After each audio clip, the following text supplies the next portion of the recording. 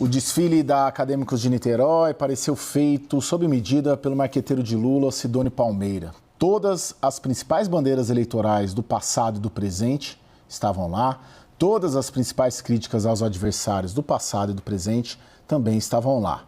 Virou o assunto da política em plena segunda-feira de carnaval e será um dos temas da política neste ano. Mas é difícil imaginar o TSE barrando a candidatura de Lula. Uma das marcas da atual quadra da política brasileira é essa aliança estrita entre o Executivo e o Judiciário que o presidente Lula parece agora testar.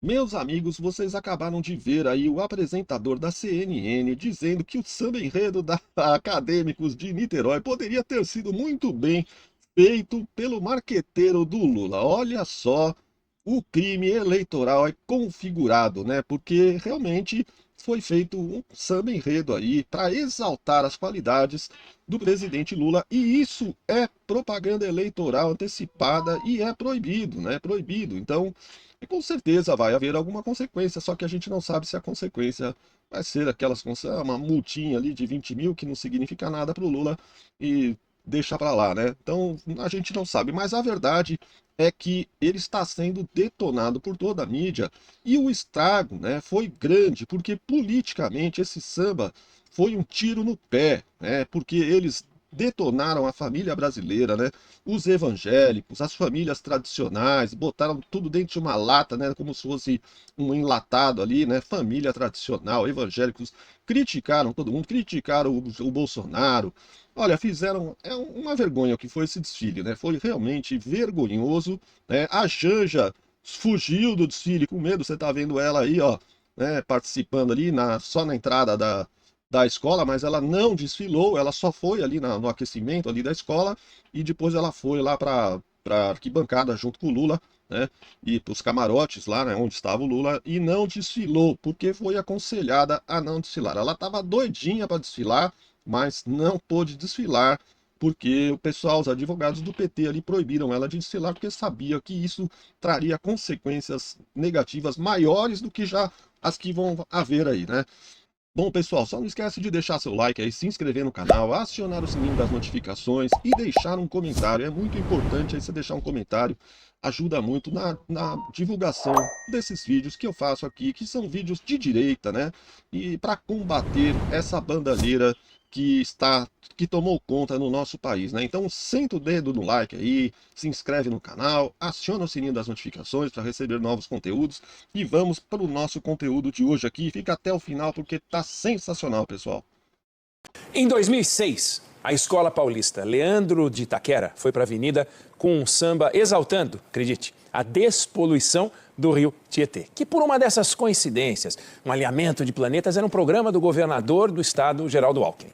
Aí em cima do carro alegórico colocaram um boneco gigante de 3 caciques tucanos, entre os quais Alckmin, que sairia candidato a presidente naquele ano. O PT tentou proibir o desfile porque, naquela época, achava que isso era propaganda eleitoral antecipada. Aí agora vem Acadêmicos de Niterói fazendo a mesma coisa, só que de forma mais descarada, contando a vida do candidato Lula, com ataques a Bolsonaro, Michel Temer, uso de jingles de campanhas antigas de Lula, repetição cantada do número do partido. Então, o TSE tem um belo desafio. Passa pano, como aconteceu com Alckmin em 2006, ou faz alguma coisa até para evitar que a bajulação política vire moda no carnaval, usando a liberdade de expressão como escudo para propaganda política desavergonhada. Mas o saldo político, independentemente do que vai acontecer... Olha aqui, pessoal, esse comentarista aqui da CNN, ele tá falando sobre o saldo político, né? Porque pode ser que juridicamente não aconteça nada, mas o estrago foi grande pro Lula. Veja aí, foi um tiro no pé esse desfile. O juramento jurídico eleitoral, do ponto de vista do TSE, é desastroso. Desastroso porque indispôs o Lula, o governo e o PT com os evangélicos, por causa dos conservadores numa lata. Indispôs o presidente com pessoas que não são, como disse Flávio Bolsonaro, que aliás conseguiu posar de Flávio Paz e Amor. Tudo o que ele queria responder de uma forma equilibrada, sóbria, como tem se vendido para o eleitorado e para o mercado. Eu sou o bolsonarismo centrado. Foi dessa forma que ele se apresentou hoje ao longo do dia. o governo disputa com o bolsonarismo uma faixa do eleitorado, que serão 5, 10, 15% estourando do eleitorado, que não tem simpatia por um, não tem simpatia por outro, pode votar no Lula numa eleição, pode votar na direita em outra eleição, e é um eleitorado muito sensível a esse tipo de jogo. E hoje o dia foi todo de críticas a Lula. Tem outros aspectos também que são mais de institucionalidade que precisam ser lembrados, né?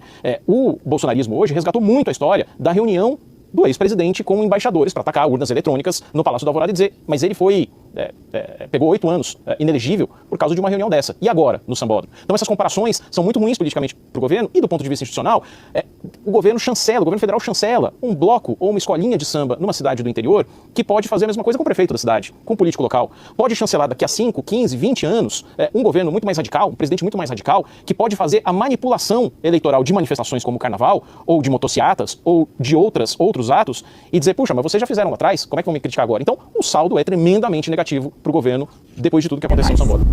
Vamos para cá para a gente ouvir a Ana Flor. Ana Flor, pegando esse dia, né? Porque a gente viu o governo, a própria primeira-dama, o presidente Lula tomando esse cuidado de fazer tudo igual nas escolas, de passar por Salvador, de passar pelo Recife, para que tentasse embalar isso de uma maneira que não ficasse apenas focado na escola, onde poderia ter problemas na questão eleitoral. E, por outro lado, a gente vê a oposição, que também é parte desse jogo político, de um lado ou de outro, tentando fazer com que se tenha problema eleitoral.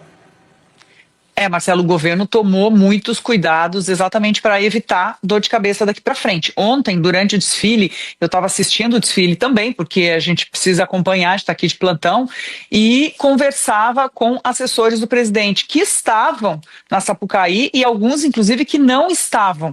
E a preocupação era exatamente quais seriam os movimentos do presidente, dos ministros. Isso já estava certo, que os ministros não iriam desfilar. A gente viu apoiadores do presidente, não só do mundo artístico, mas advogados, enfim, no desfile, e especialmente um cuidado com a primeira-dama. Porque a primeira-dama, ela não tem cargo no governo, mas ela é extremamente atuante, ela tem uma sala no Palácio do Planalto, ela está sempre com o presidente, e mais do que a questão eleitoral, isso poderia trazer um desgaste também de imagem do governo. O que a gente está vendo? A própria oposição tentando puxar críticas da escola ao público evangélico. A gente sabe que é uma tentativa do governo da pré-campanha já de Lula de tentar aproximar o governo do público evangélico e também, claro, outros setores que não gostam de carnaval. Então Lula ficou no camarote, desceu já depois ali na dispersão para encontrar integrantes, beijou a bandeira da escola e aí hoje postou fazendo o mesmo com outras escolas. A nota da primeira-dama,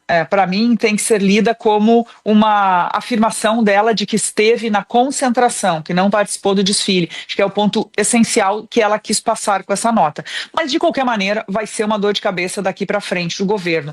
Acho que o mais polêmico do desfile em si foi o carro abre alas, porque há menções, por exemplo, coloca o ex-presidente Jair Bolsonaro atrás das grades, caracterizado como um palhaço, ou mesmo o ex-presidente Michel Temer roubando a faixa presidencial da ex-presidente Dilma. E isso atrapalha a política de quem está tentando construir a aliança de Lula para este ano. O ex-presidente Michel Temer já divulgou uma nota hoje, criticando muito, inclusive a falta de criatividade. Ele cita um desfile da escola Tuiuti em 2019, em que houve críticas a políticos, sim, houve uma tentativa de falar de Lula de uma maneira positiva, políticos e dinheiro voando naquela época. Ele cita esse desfile para tentar comparar, enfim, a arte e a forma sutil de lidar com a política. Mas, de qualquer maneira, ele critica, acho importante falar, o quanto, enfim, lembra de problemas econômicos, ilusionismo, problemas de responsabilidade fiscal, juros altos. Quer dizer,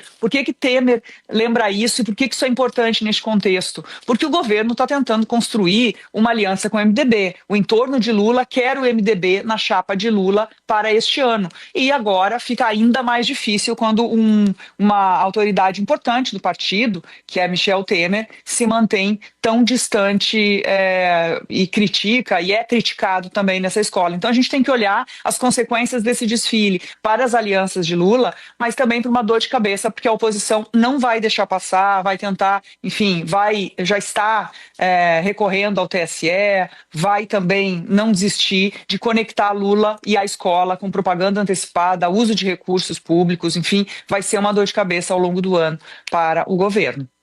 Vem nessa, Joel? Vamos. É feio, né, gente? Uma escola de samba usando recurso público fazer todo um desfile para bajular e exaltar a figura do grande líder, o presidente da República, ainda mais em ano de eleição, ou seja, tem um claro viés de político eleitoral nisso aí. Agora, quando a pergunta do TSE, daí é mais técnica, né? Porque o TSE, ele veda alguns tipos de conduta como considerando campanha, né? Se alguém ali falasse, vote no Lula, tava configurada a campanha. Mas se ninguém falou, então tem que ver outros critérios ali. O TSE, nessas horas, seguia muito por algumas formalidades que são cumpridas ou não. O Lula beijou só a bandeira da escola ou beijou todas, por exemplo? Porque, bem, na verdade, todos os atos de políticos num ano como este são atos que visam o futuro e visam e pensam, obviamente, em se promover para as eleições, né? Então, quanto ao TSE, não sei bem como é que vai ser julgado, me parece que eles escaparam ao menos das violações a escola de samba escapou das violações mais óbvias ali, das regrinhas do que pode ou não pode ser dito, né? Mas mesmo assim, o que se vislumbra como consequência de um julgamento de campanha antecipada, por exemplo? O Bolsonaro chegou a ser condenado em 22 por uma motociata que ele participou e depois foi para uma igreja. Na época foi uma multa de R$5.000, ou seja, é uma coisa que mesmo que saia a condenação não muda rigorosamente nada. E eu espero que ninguém tenha ilusão também de que vai rolar aí uma condenação por abuso de poder econômico político resultando na inelegibilidade, né? Mesmo a justiça eleitoral tem limites dados pela política. Um candidato forte, inclusive presidente da República, com grande intenção de voto, jamais seria tirado de uma campanha, de uma eleição, por conta de uma regrinha eleitoral. O próprio Bolsonaro, que recebeu condenação de inelegibilidade, só recebeu isso muito depois de já ter perdido a eleição. É evidente que se ele tivesse ganhado a eleição e tivesse se mantido como presidente, não teria condenação nenhuma, né? A justiça tem limites, alguns limites dados pela política, que são impossíveis de transpor. Só para finalizar, o peso disso como propaganda, será que isso ajuda a intenção de voto do Lula? É uma boa pergunta também. Acho que quem gosta do Lula adorou o desfile, quem não gosta já torceu o nariz, já encontraram objetivos, inclusive, para dizer que olha como ele é contra a família, porque tinha aquela ala da família em conserva, né, com uma fotinho da família tradicional numa lata de conserva, daí zoando evangélicos também. Enfim, já viram motivos para criticar, mas tem um ganho claro na comunicação aí, que é o seguinte, reparem uma coisa, desde o desfile de ontem, todos nós só olhamos.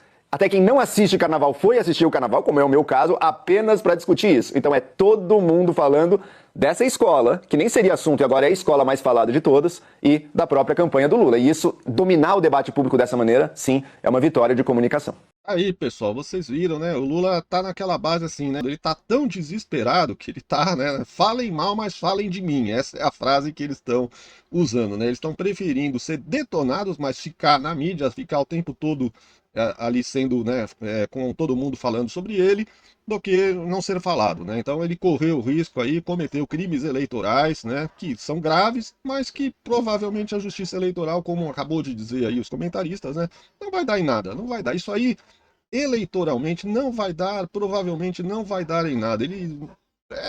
Existe uma possibilidade remotíssima de ele perder aí a candidatura, né? Mas isso é quase que impossível, né? Algumas pessoas falaram, né, em perda da cassação da candidatura, tal, mas analisando bem friamente a gente vê que dificilmente isso vai acontecer, né? A gente chega à conclusão que isso, pelo TSE, né, pelo histórico do TSE, isso dificilmente vai acontecer, né? Para se cassar uma candidatura ali teria que ter votos suficientes, né? Na hora de decidir uma coisa como essa, é levado para plenário ali, são vários ministros do TSE que votam, e aí teria que ter uma maioria, e dificilmente eles conseguiriam uma maioria para cassar a candidatura do Lula.